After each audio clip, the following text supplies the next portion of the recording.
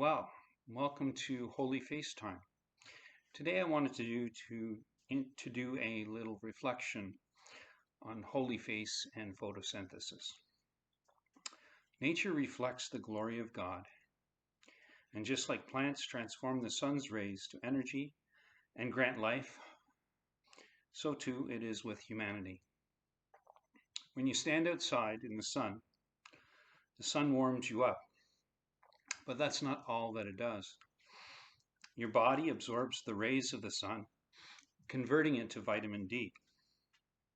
According to a recent scientific study, vitamin D receptor, the VDR, is found in nearly all, if not all, the cells of the body, which is very important to the health of your body. Well, adoration of our Lord is the same.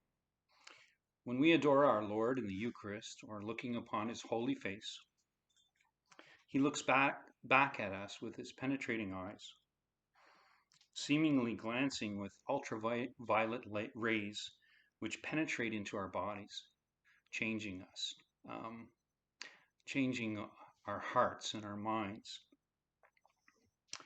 When we adore him, it changes us interiorly as well.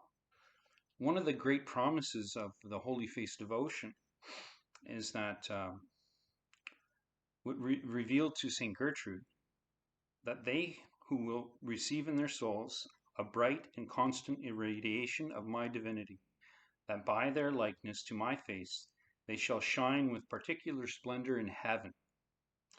Another promise that our Lord revealed to Sister Marie de St. Pierre, according to your care you take in making reparation to my face, disfigured by blasphemies, so will I take care of yours, which has been disfigured by sin.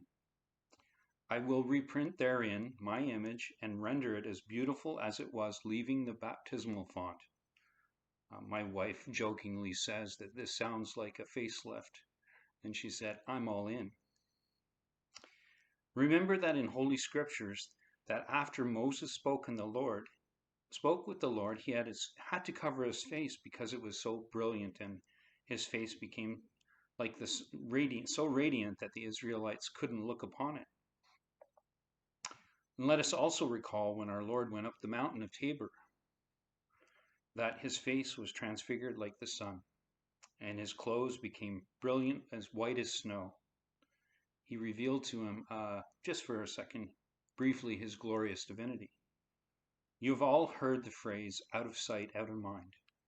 I think no truer words can be spoken because, when we're not thinking about our Lord, it's so easy to get caught up in the worldly things. You just remember poor Martha in the gospel. How often does it happen that, no sooner than we were 5 minutes out of the parking lot of the church and our minds are filled with all the anxiousness and all the things that we need to accomplish during the day, our to-do list. This is just another reason why we need the Holy Face devotion.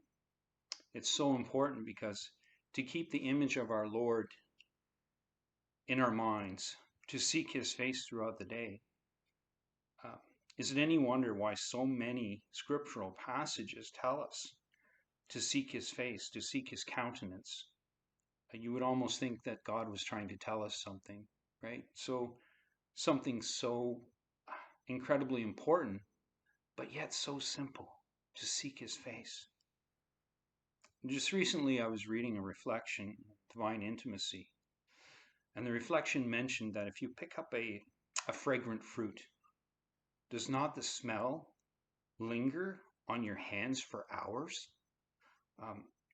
Think about this and we can compare it to the Holy Face devotion when we're adoring our Lord in his holy countenance. Does that not linger with us for hours?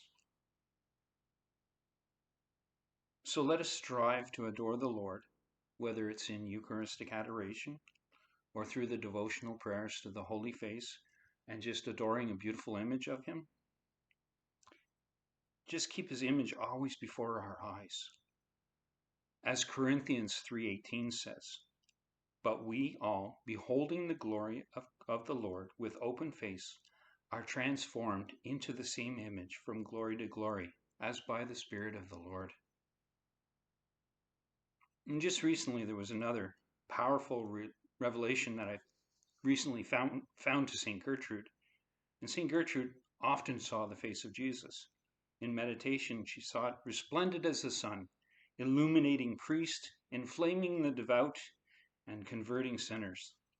When she asked the Lord why his face shone like the sun, Jesus explained, "Like the sun, my countenance illuminates, warms, and fructifies."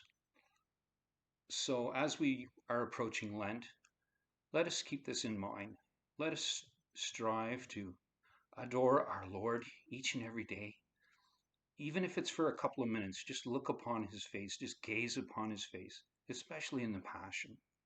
Look at the tears in his eyes. Look at the crowns of thorns, the blood on his head.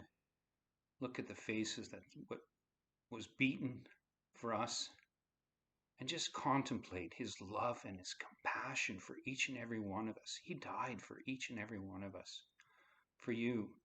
And he's waiting for you. He's waiting for you to return to him, to look upon his face, to gaze upon his glorious face.